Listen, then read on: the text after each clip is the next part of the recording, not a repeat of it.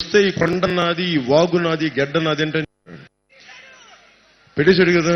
ఈసారి ఇప్పుడు ఏం చేస్తున్నాడండి, ముందు పాస్బుక్ మీద ఏం చేశాడు, ఫోటో వేసుకున్నాడు, నవ్వుతా ఫోటో, ఇట్లా నవ్వుతా ఫోటో. నెక్స్ట్ ఏం చేశాడు, సర్వే రాళ్ల మీద ఫోటో వేసుకున్నాడు, సర్వే రాళ్ల మీద, అది కూడా నవ్వుతూ.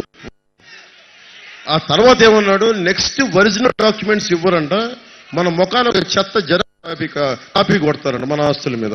ఇంటికి ఇంకా జెరాక్స్ కాపీ మనకి ఒరిజినల్స్ ఉండవు, ఇళ్ళకి ఏ ఒరిజినల్స్ ఉండవు, ఇంకా అవి పని చేయవు, ఇంకా ఓన్లీ జెరాక్స్ ఉంటుంది. జెరాక్స్ ఉండి ఇప్పుడు పాపం మూర్తి గారు ఎంపీ ఉన్నారు కదా, ఆయన గుండాలకి సరదా వచ్చి, మనం మీకు తెలుసు కదా, లాసన్ బే డాక్టర్స్ కాలనీ, లాసన్ బే కాలనీలో ఏం చెప్పి నచ్చిన ఇంటి దగ్గరికి వెళ్ళి అందరూ కూర్చుంటారు, మీరు ఇల్లు ఎప్పుడు అమ్మేస్తారండి అన్న. నేను అదే ఎంవి సత్యనారాయణ గారు కూర్చోబెట్టారు, మనుషులు వెళ్ళి లాసన్ బే కాలనీకి వెళ్ళి, నాకు తెలిసిన వాళ్ళ దగ్గరికి వెళ్ళారు, వాళ్ళ దగ్గరికి వచ్చారు, మీ ఇల్లు ఎప్పుడు అమ్మేస్తారు అంటాడు. మేమెందుకు అమ్ముతాం, అమ్మాలి, ఆ పక్క స్థలం వాడు అమ్మించేసాం, ఇప్పుడు మీరు కూడా ఏంటంటే అపార్ట్మెంట్లు కడతారంట. నువ్వు అపార్ట్మెంట్లు కట్టుకోవడానికి మా ఇల్లు మేమెందుకు అమ్మాలి అంటే అమ్మాలి. ఏం చేస్తున్నారు, రోజు గుండాలు వచ్చి అక్కడెక్కడి నుంచో పులివెందుల నుంచి జగన్ మనుషులు వస్తారంట, గుండాలు వస్తారంట, బ్లేడు బ్యాచ్లు వస్తాయంట, వచ్చి చూస్తూ ఉంటారంట. ఎలా ఉంటుంది, సగటు మనుషులకి ఎలా ఉంటుంది, భయపడతా ఉన్నారు వాళ్ళు.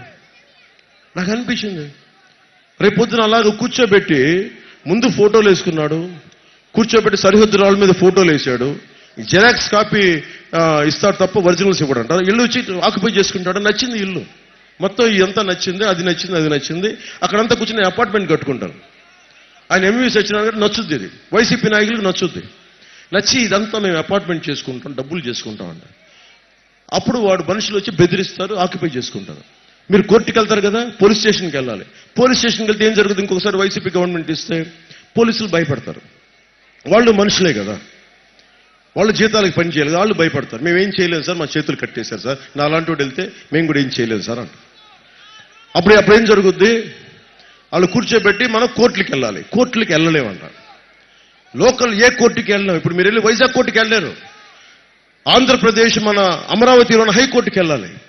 ఇక్కడ ఇల్లు దోచేస్తే కబ్జా పెడితే ఎక్కడికి వెళ్ళాలి, కోర్టుకి వెళ్ళాలంటే ఆంధ్రప్రదేశ్ హైకోర్టుకి వెళ్ళాలి.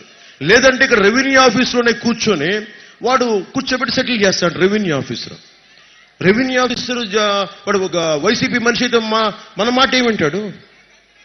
అందుకని మీరు గనక వైసీపీకి, నా సంగతేగా చెప్పట్లా, కూటమి మద్దతుదారులు చెప్పట్లా, వైసీపీ వాళ్ళకే చెప్తున్నా, మీరు గనక వైసీపీకి ఓటేస్తే మీ ఆస్తులు గాల్లో దీపం లాంటిదే, ఎగిరిపోతాయి ఆస్తులు, గుర్తుపెట్టుకోండి.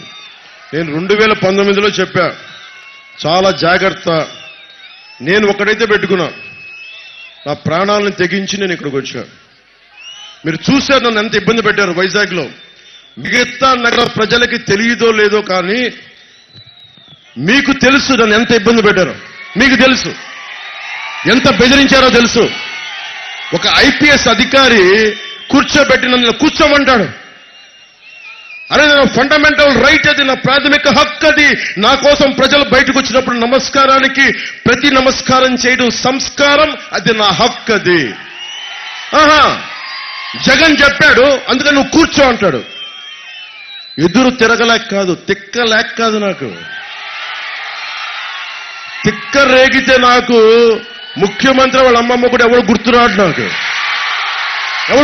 నాకు. కానీ ఎందుకు సంయమనం పాటించాను ఆ రోజునంటే, కాలంకి చాలా శక్తి ఉంటుంది. ఈ రోజు నువ్వు కూర్చోబెట్టి కీలు బొమ్మలు ఆడుతున్నావు బిడ్డ, నీకు చెప్తాను, భవిష్యత్తులో చెప్తాను నీకు.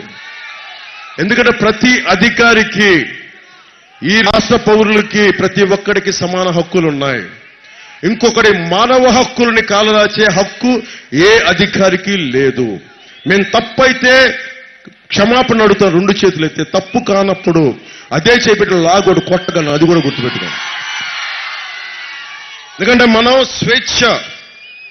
స్వేచ్ఛ భద్రత ఈ 2 ఉన్నప్పుడే ఏదైనా సాధించగలం.